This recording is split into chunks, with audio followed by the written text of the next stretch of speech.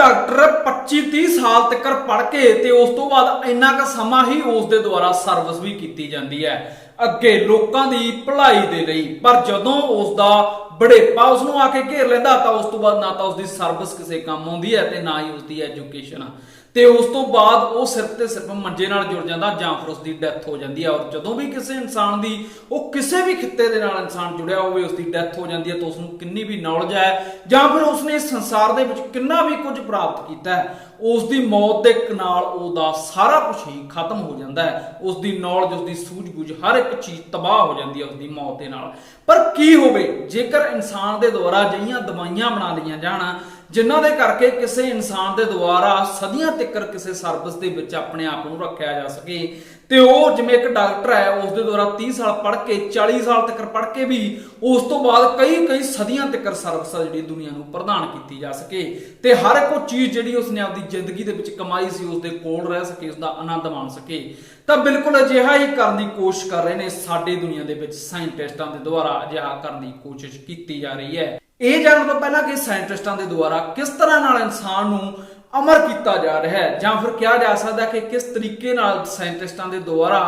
एक इंसान नूं उसकी जबानी है जिहड़ी वो सदियां तक प्रोवाइड करवाई जा सकती है। इस तरह दी तकनीकों के उत्ते काम किया जा रहा है। उस तो पहला समझते हैं कि इंसान बुढ़ा क्यों होंदा यानी कि सानूं बुढ़ापा क्यों होंदा है। साडा शरीर है जिहड़ा वो अलग अलग तरह के सैलों के नाल बनया हुआ है। कोई सैल हार्ट का है कोई साडी चमड़ी का है कोई बालों का है कोई अखां का है तो कोई लिवर का सैल है। इन्हां दे विच डिफरेंस बहुत थोड़ा होंदा है पर ये सैल है जिहड़े हमेशा दी हमेशा नाल इक्को जिहे नहीं रहिंदे यानी कि ये नहीं कहा जा सकता कि जिवें छोटे बच्चे दे सैल सी उसे तरह के ही एक जवान दे विच भी सैल होणगे बल्कि टाइम पै के एक दूजे नाल रेप्लीकेट करते रहंदे ने यानी कि एक सैल मरदा है तो वह अपने नाल दे 2 सैल बना जाता है उसे दे ही बिल्कुल वो क्लोन होंदे ने ते बिल्कुल वो क्लोन आ जिहड़े उस द्वारा ही अगे दी अगे चीज़ वधाई जाती है यानी 1 तो 2 2 तो 4 4 तो 8 सैल बनते रहंदे ने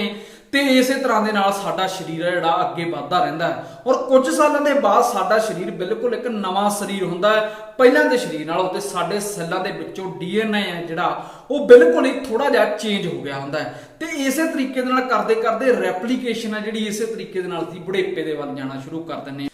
क्योंकि जदों साडी एज जिवें जिवें वड्डी हुंदी रहिंदी है साडे सैल्स नूं ज़्यादा टाइम हो जांदा रेप्लीकेट हुंदे होइआं नूं ते उन्हां दे विच थोड़ियां थोड़ियां त्रुटियां आउणियां शुरू हो जांदियां ते एक सैल दूजे सैल दे नालों थोड़ा थोड़ा वक होना शुरू हो जांदा है। ते इसे वखरता दे कारण साडे शरीर दे जिहड़े अंग ने वो घट काम करना शुरू कर दिंदे ने ते साडे शरीर दीयां मांसपेशियां ढिल्लियां होण लगदियां ने साडीआं अखां तो सानूं दिसणों घट लग जांदा है साडा दिमाग भी हौली हौली टाइम पै के जिवें जिवें सैल है जिहड़े वध रेप्लीकेट करदे रहिंदे ने वो भी घट काम करन लग जांदा है। ते बिल्कुल इसे चीज़ नूं बुढ़ेपा कहा जांदा साइंस दी भाषा दे विच ते इसे तरीके दे नाल हौली हौली इंसान दा शरीर इन्ना वीक हो जांदा है उसदे सैल्स ने जिहड़े वो इन्ने ज़्यादा रेप्लीकेटर दे विच उन्हां दे मतलब रेप्लीकेशनां दे विच इन्ने ज़्यादा डिफरेंसिस आ जांदे ने DNA दे विच इन्ने ज़्यादा त्रुटियां आ जांदियां ने कि उसके शरीर के सैल है जिहड़े वो पूरी तरह दे नाल एक दूजे तो वख हो जाते हैं ते जिस दी वजह के कारण इंसान बुढ़ेपे दे विच मौत के हवाले हो जाता ते साडा शरीर खुद दीआं बीमारियां दे नाल लड़न दे विच कारगर नहीं रहिंदा। इस चीज़ नूं ही आखिरकार विच मौत कहा जाता है। ते हुण साइंटिस्टां दे द्वारा इसे चीज़ नूं ही रोकण दी कोशिश की जा रही है कि किसी ना किसी तरीके दे नाल बुढ़ेपे नूं रोकिया जा सके और जेकर किसी सैल है जिहड़ा उस दे विच कोई त्रुटि आ रही है तो उस त्रुटि नूं ठीक करके इंसान दे जिहड़े मतलब कि सैल ने वो दोबारा तो जेकर रेप्लीकेट भी होण तां उसे तरह नाल ही होण जिहड़ा सैल वो पहलां सीगा ते बिल्कुल उसे दे सेम टू सेम क्लोन होण ना अलग ना तलग इसे तां जेकर अजिहा साइंटिस्ट करन दे विच कामयाब हो जाते हैं तो इंसान अमर हो जाऊगा क्योंकि उसनूं बुढ़ेपा नहीं उसनूं हमेशा जवानी रहूगी। तो अजिहा करन दे लई उन्हां नूं कुछ तकनीकां दी जरूरत सी क्योंकि साडे एक सैल दे विच DNA हुंदा क्रोमोसोम हुंदे ने क्रोमोसोम दे 23 पेयर हुंदे ने ते उस तों बाद उसदे विच DNA हुंदा है। DNA दे विच लगभग 4 बिलियन तक जीन्स मौजूद हुंदे ने जेकर उन्हां जीन्स दे कुछ जीन्स दे विच भी त्रुटि आ जांदी है तां साडे शरीर दे द्वारा बुढ़ेपे नूं हौली हौली मतलब कि प्राप्त करना शुरू हो जाता क्योंकि नॉर्मल जी करा 4 बिलियन एक सैल दे विच जीन ने ਤਾਂ ਥੋੜੀ ਜਿਹੀ ਤਰੁੱਟੀ ਆਉਣੀ ਮਾਮੂਲੀ ਜੀ ਗੱਲ ਹੋ ਜਾਂਦੀ ਹੈ। ਤੇ ਇਸੇ ਚੀਜ਼ ਨੂੰ ਠੀਕ ਕਰਨ ਦੇ ਲਈ ਸਾਇੰਟਿਸਟਾਂ ਦੇ ਦੁਆਰਾ ਇੱਕ ਖਾਸ ਤਰੀਕਾ ਲੱਭਿਆ ਗਿਆ ਜਿਸ ਨੂੰ CRISPR Cas9 ਨਾਂ ਦਾ ਜੀਨ ਕਿਹਾ ਜਾਂਦਾ, ਜਿਹੜਾ ਕਿ ਇੱਕ ਵਾਇਰਸ ਦੇ ਵਿੱਚ ਪਾਇਆ ਜਾਂਦਾ ਹੈ। ਵਾਇਰਸ ਇਸ ਨੂੰ ਜਿਸ ਤਰੀਕੇ ਨਾਲ ਯੂਜ਼ ਕਰਦਾ, ਸਾਡੇ ਸਾਇੰਟਿਸਟਾਂ ਦੇ ਦੁਆਰਾ ਵੀ ਇਸ ਚੀਜ਼ ਨੂੰ ਬਿਲਕੁਲ ਉਸੇ ਤਰੀਕੇ ਦੇ ਨਾਲ ਯੂਜ਼ ਕਰਨ ਦੇ ਬਾਰੇ ਵਿੱਚ ਕਿਹਾ ਜਾ ਰਿਹਾ। ਵਾਇਰਸ ਕੀ ਕਰਦਾ ਜੀ, ਇੱਕ ਵਾਇਰਸ ਦੇ ਵਿੱਚ ਉਸਦੇ ਜੀਨਸ ਹੁੰਦੇ ਨੇ ਜਿਹੜੇ ਉਹਨਾਂ ਦੇ ਵਿੱਚ ਜਿਹੜਾ ਮਤਲਬ ਕਿ CRISPR Cas9 ਜੀਨ ਹੈਗਾ, ਇਹ ਉਸਦੀ ਇਮਿਊਨ ਸਿਸਟਮ ਹੁੰਦਾ, ਯਾਨੀ ਕਿ ਉਸਦੀ ਇਮਿਊਨਿਟੀ ਹੁੰਦੀ ਹੈ। ਤੇ ਜਦੋਂ ਕਿਸੇ ਵੀ ਬਾਹਰਲੇ ਵਾਇਰਸ ਦੇ ਦੁਆਰਾ ਉਸ ਬੈਕਟੀਰੀਆ ਦੇ ਉੱਤੇ